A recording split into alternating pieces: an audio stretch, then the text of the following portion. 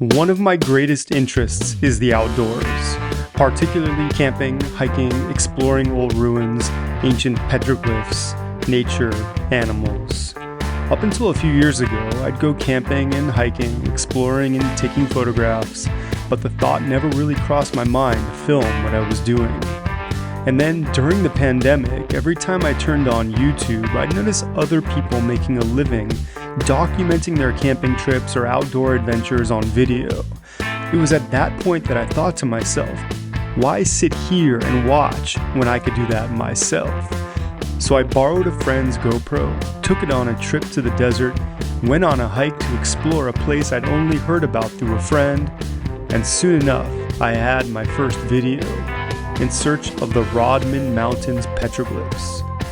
We found these ancient petroglyphs in this volcanic canyon where people lived several thousand years ago when the climate was wetter, but which has long since been abandoned.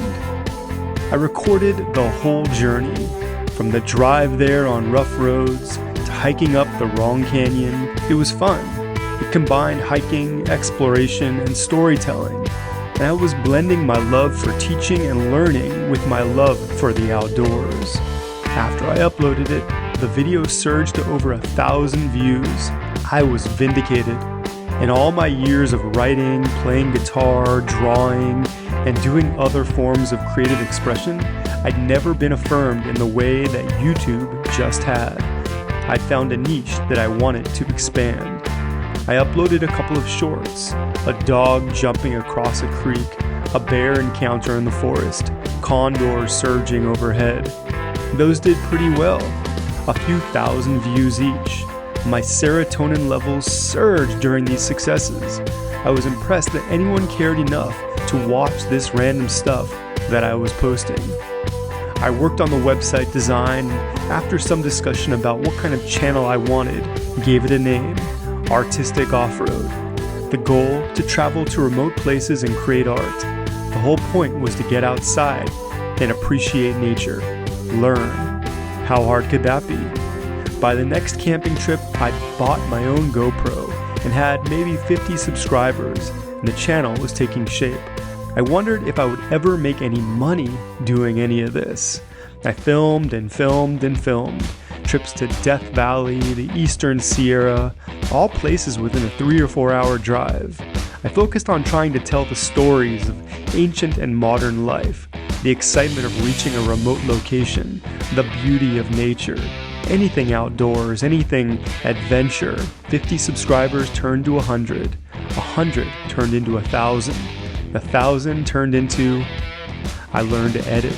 I honed my narrative skills. I learned camera angles. When I edited, I learned to pace the story, add cinematic touches with B-roll and voiceovers. I was a cinematographer, director, producer, editor, storyteller, researcher, marketer, music maker, and box office all in one. I was developing a set of skills that combined all of my creative passions. 10 videos grew into 20, 20 into 50, 50 into 100, 100 into 300. Some videos surged to over 5,000 views, some 50,000 views. The desire to make videos also encouraged me to explore farther and travel more. I made a list of places I wanted to visit and read books about the area's history.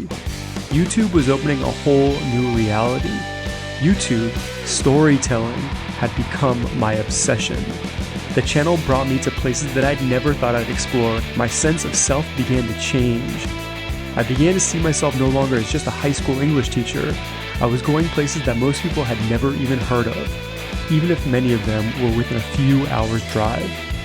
Now, 5,000 subscribers, 2.4 million views, and over 350 videos later, YouTube is not just a means of creative expression. It's bigger than that. It's become a labor of love. In many ways, being a creator has become my art.